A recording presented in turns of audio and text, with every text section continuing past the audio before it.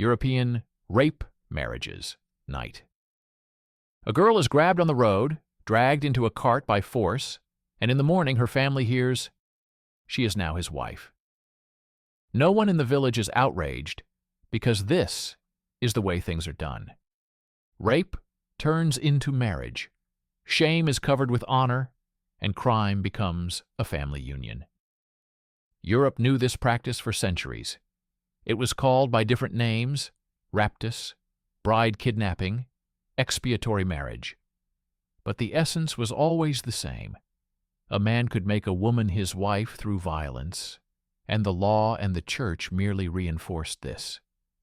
Even in ancient times, the term raptus in Roman law meant the abduction of a woman for marriage. The lawyers of Emperor Justinian wrote about cases where a rapist could be exempt from punishment if the victim agreed to marry him. Canon law of the Catholic Church, starting in the 12th century, declared consent of both parties. But in practice, consent was often extracted by force. In the eyes of priests and judges, a woman who had been raped was considered spoiled and unclean, and her marriage to another man was impossible. Therefore, union with the rapist was seen as the lesser evil. In Italy, this practice took legal form and became part of everyday life as matrimonio riparatore, marriage of convenience. A man who raped a girl could avoid prison by marrying her. Legislation in Sicily and Sardinia enshrined this principle until the mid-20th century. In 1965, a court in Palermo closed a case against a man who had forcibly taken away a 17-year-old girl. After he agreed to atone for his actions by marrying her, the authorities considered the conflict resolved. For the family, this meant preserving their honor. For the woman, it meant a lifelong union with her rapist. In Spain, until 1978, there was a criminal code article that exempted rapists from punishment if they married their victims. Archives contain cases where relatives persuaded girls to accept such a union, explaining that otherwise they would face only shame and expulsion. Portugal abolished a similar provision only in 1981. Before that, tens of thousands of women were forced to live their lives in marriages that began with violence. France also practiced abduction followed by marriage in the 13th and 14th centuries. Chronicles describe how young men from poor families abducted women and then sought the church's approval. Priests often blessed such unions because they believed that marriage is better than the eternal sin of adultery. Similar stories are found in the provinces until the 18th century, where the abduction of women was a way to circumvent dowries or the will of parents. In the Balkans and Eastern Europe, bride kidnapping remained an ethnographic tradition. A girl would be taken away by force during a holiday or fair, and then the family would begin negotiations. If after a few days her honor was considered lost, her relatives would agree to the marriage. Rape in such cases was often understood as an inevitable element of the ritual, turned into a tool of pressure. Common throughout Europe was the fact that the law and the church viewed rape not as a crime against the individual, but as an encroachment on family property. Women were considered the bearers of family honor. If they were spoiled, the damage had to be compensated for by marriage. The man restored the family status by marrying his victim. As a result, thousands of women were deprived of their right to choose, and their lives began with trauma, cemented as a union in the name of order. These are not isolated cases, but a systematic practice recorded in codes, chronicles, and court archives. Europe lived with rape marriages for centuries, calling them redemption and tradition. And that is why this dark history persisted until the 20th century, when, under pressure from human rights activists and feminist movements, the laws began to be repealed, but the memory of them is still alive. In the archives of European cities from the 13th to the 16th centuries, you can find documents where violence and marriage exist in the same legal field. Church councils and secular courts reinforced the idea that a woman's honor was not her personal right, but rather the property of her family, which could be restored through union with the aggressor. The rapist became the husband, and his crime became a debt paid by marriage. The canon law of the Catholic Church contained a contradiction. Formally, the bride's consent was required, but in practice, it was the fact of loss of virginity that was considered decisive. If a woman was defiled, her consent ceased to have any weight. Papal bulls of the 13th century interpreted abduction and rape as a sin, but allowed redemption through legal union. The chronicles record dozens of cases where, after a complaint from the family, bishops ordered the rapist to make amends through marriage and then released him from punishment. In Italy, this practice persisted longer than anywhere else. The criminal codes of Sardinia and Sicily in the 19th century contained a provision whereby rape ceased to be considered a crime if the aggressor married the victim. This was known as matrimonio riparatore. In villages in southern Italy, there was even a term marriage from the bushes. A woman who was taken away by force could no longer return home pure. The family preferred to agree to the marriage to avoid shame and a decline in social status. One of the most famous cases occurred in 1965 in Sicily, when 17-year-old Franca Viola refused to marry her rapist, despite pressure from her family and society. Her actions caused a sensation, but until then, thousands of women had silently accepted this scenario. In France, legal documents from the 14th to 17th centuries distinguish between rapt de seduction, and rapt de violence, rape. But in both cases, the punishment could be dropped if the couple got married. Court records show that the woman's father agreed, the courts closed the case, and priests married the couple. In the north of the country until the 18th century, kidnapping a girl from a fair or village festival was considered an extreme but acceptable form of courtship. In Spain and Portugal, the legal norm of marriage as redemption remained in the criminal codes until the 1970s. The law explicitly exempted the rapist from punishment if he married his victim. This was state legalization of a practice that was perceived in villages as the natural order of things. For women, this meant that any attempt to resist was pointless, as the law worked against them. In the Balkans, bride kidnapping was combined with marriage negotiations. The girl was taken away by force, and if she remained in the kidnapper's house for several days, her return was considered impossible. The family negotiated a dowry or compensation. In some regions, violence was an unspoken part of the process. It secured the woman, depriving her of choice. Orthodox priests often blessed such marriages, explaining them as God's will. These practices were not marginal. They encompassed all social classes, from peasant villages to the nobility. The chronicles mention cases where nobles kidnapped girls of lower status, forcing their families to agree to the union. For women, this meant not only the loss of their bodies, but also complete submission to fate.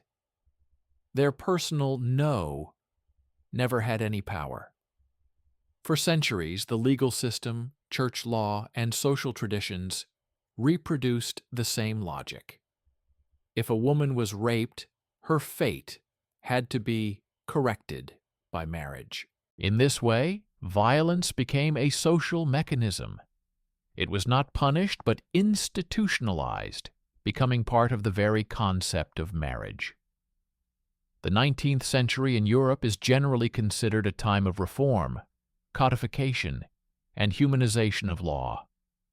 But even in this era, the norm of marriage through rape continued to exist, hidden in the articles of criminal codes and reinforced by the tacit consent of society. Women were still treated as objects, their bodies as the property of their families, and their honor as a commodity that could be restored through marriage. The Napoleonic Code, which came into force at the beginning of the 19th century, proclaimed many progressive norms, but did not abolish the possibility of mitigating the punishment of a rapist in the event of subsequent marriage. In the French provinces, especially rural ones, this practice persisted in everyday life. Courts and local authorities preferred to settle the matter through marriage rather than cause a scandal. Prefectural chronicles record dozens of cases where the victim's father agreed to the union to avoid disgrace and preserve the family's social standing. In 19th century Italy, matrimonio riparatore was so deeply rooted that it was considered part of natural law. In rural communities in the south of the country, abduction and rape were seen as a radical but acceptable way of getting married. Even in official courts, the logic was that if a woman lost her virginity, her position in society could only be restored by marriage to the guilty party. This norm remained in Italy's criminal code until the second half of the 20th century. Spain and Portugal went even further. Their 20th century criminal codes contained explicit articles exempting rapists from liability if they married their victims. In Spain, this was enshrined in Article 449 of the 1944 Criminal Code. In Portugal, a similar law was in force until 1981. This meant that women found themselves in a hopeless situation. Refusing to marry their rapist left them in a state of disgrace and ruined their lives. Consent turned them into wives and perpetuated the trauma. Even in Eastern Europe, where the 19th century was marked by the codification of empires, the practice of abduction and marriage through violence continued to exist in villages. In the Austro-Hungarian Empire at the end of the 19th century, there were recorded cases where peasants legalized abduction through marriage, and judges turned a blind eye, considering such marriages to be popular custom. In Orthodox parishes in the Balkans, priests married abducted girls, believing that this was better than leaving a woman disgraced. Feminist movements in the late 19th and early 20th centuries began to openly attack this system for the first time. Women's magazines in Paris, Rome, and Madrid published articles telling stories of girls forced to marry their rapists. But for a long time, society viewed such stories as extreme cases rather than the norm. It was not until the mid-20th century that the situation began to change. In Italy in the 1960s, several high-profile court cases showed that marriage as a form of atonement was not a tradition, but the legalization of violence. The culmination came with the case of Franca Viola in Sicily in 1966. A 17-year-old girl was kidnapped and raped, and then her rapist offered to redeem his actions by marrying her. But Franca refused, the first time in the history of the practice. Her case became a symbol of resistance. Society was divided, and feminist organizations raised a wave of protests. It was not until 1981 that Italy finally abolished the matrimonio riparatore law. In Spain, the situation only changed after Franco's death and democratic reforms. In 1978, the article exempting rapists from punishment if they married their victims was repealed. In Portugal, A similar law was only abolished in the early 1980s. But the most horrific aspect of this story is its duration. For almost 2,000 years, Europe lived with the conviction that rape could be corrected by marriage. This logic not only disfigured the lives of women, but also entrenched violence itself as a tool of marital relations. By the end of the 20th century, European society was forced to confront what had been hushed up for decades. Rape marriages could no longer be hidden behind the word tradition. People began to speak out about them loudly, at rallies, in newspapers, and on television. And the more stories came to light, the clearer it became that this was not a relic of the distant Middle Ages, but a norm that had been enshrined in law until recently. In Italy, the high-profile trial of Franca Viola in 1966 was the first crack in the system. Her refusal to marry her rapist caused a shockwave. Society was divided between supporters of family honor and new voices that called it slavery. Feminist groups that were emerging at the time took control of the case. They took to the streets with posters and published pamphlets telling the stories of other women who had been silenced. Under pressure from activists and lawyers, the matrimonio reparatory law was officially repealed only in 1981. But in practice, for decades before that, thousands of women were forced to silently accept the same fate that Franca had rejected. In Spain, change came with the fall of Franco's regime. With the democratization of the country, it became possible to revise the criminal code. The article exempting rapists from responsibility in the event of marriage to their victim was abolished in 1978, but until then, women had lived for decades in fear that any violence against them could be legalized as a marriage. In Portugal, the situation persisted even longer. The law was not repealed until 1981, and during that time such marriages remained almost commonplace in rural areas. France formally abandoned such norms earlier, but until the middle of the 20th century, local courts practiced amicable settlement, when the rapist married the victim and the criminal case was closed. For rural communities, this was considered the right decision, to preserve the family, avoid shame, and not ruin the girl's life. In reality, her life was already ruined at the moment the law recognized her body as the property of her family rather than her personal right. The Balkans and Eastern Europe were not far behind. In some regions of Yugoslavia and Albania, bride kidnapping continued to be considered part of ethnographic tradition until the end of the 20th century.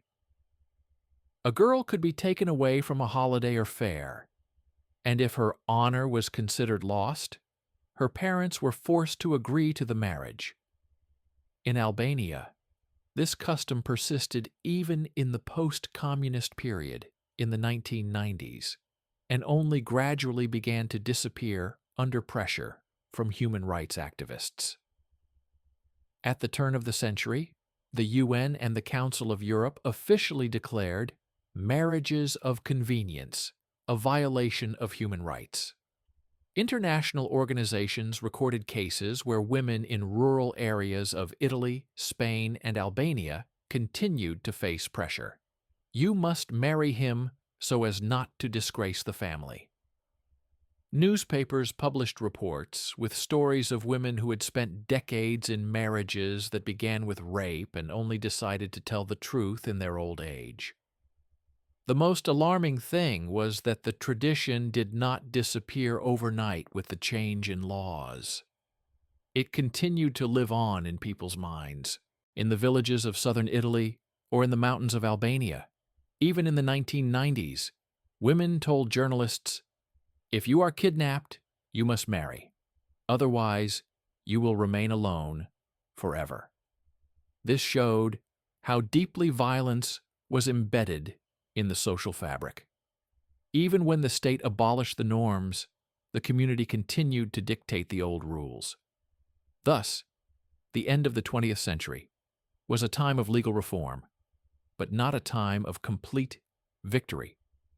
Europe saw that the horrors that had been conveniently dismissed as medieval barbarism actually existed right next door, in the 20th century, in legal codes, in the lives of real women. Today, in the 21st century, Europe prefers to talk about rape marriages as a relic of the past. But the memory of them continues to poison lives and, in some places, to be reproduced. What was considered tradition or family honor for centuries is now the subject of court cases, documentaries, and public debate. The story of Franca Viola in Italy has long been included in textbooks and television programs, but even today in the south of the country, you can still hear the phrase, "Better to marry your rapist than to remain alone." This is not a law. It is a social memory that keeps women silent. Feminist researchers call this a cultural scar. The law has been changed, but the norm in people's minds has not changed completely. In the Balkans, bride kidnapping accompanied by sexual violence still occurs in the 21st century. In Albania and Kosovo, the media regularly report cases where a girl is taken away by force and then the family agrees to the marriage. Human rights organizations report these unions as legalized violence, but local communities still see them as part of tradition. The police often turn a blind eye, and courts hand down lenient sentences, citing family consent. In Eastern Europe, isolated cases continue to surface today. In 2012, international media reported on a case in Moldova where a man accused of rape was released after marrying his victim. Such precedents show that the legal system can continue to operate according to old patterns even when laws have been formally changed. Feminist movements in the 21st century have made rape marriages a symbol of the fight against violence as a social institution. Documentaries and books tell the stories of women who remained silent for decades and then decided to tell the truth. In 2014, a film was made in Sicily about Franca Viola, reminding society that this is not a matter of antiquity, but of the generation of our grandmothers and mothers. European researchers today call this practice legalized rape and place it on a par with the crippling traditions of other regions of the world. The only difference is that Europe preferred to forget that it itself had legalized marriage as an instrument of violence for centuries. The memory of these marriages is not just found in archives. It is in the women living today in Italy, Spain, Portugal, and Albania, who have spent their lives in unions that began with violence. Many of them never dared to tell their children how they became wives. Their silence is a silent monument to a system that for centuries deprived women of the right to say no. In the 21st century, Europe likes to talk about itself as a bastion of human rights. But the history of rape marriages reminds us that just yesterday, laws justifying crime through marriage were still in force here. And as long as the women who have gone through this are still alive, as long as bride kidnapping continues in the Balkans and the Caucasus region, the tradition is not dead. It has merely changed form, leaving scars behind, both on bodies and in minds. These scars are a reminder of how easily violence can become institutionalized if society decides to call it custom. Europe has repealed the laws, but the memory of them continues to serve as a warning. Any tradition that justifies violence can live on for centuries if it is supported by religion, the courts, and the fear of shame.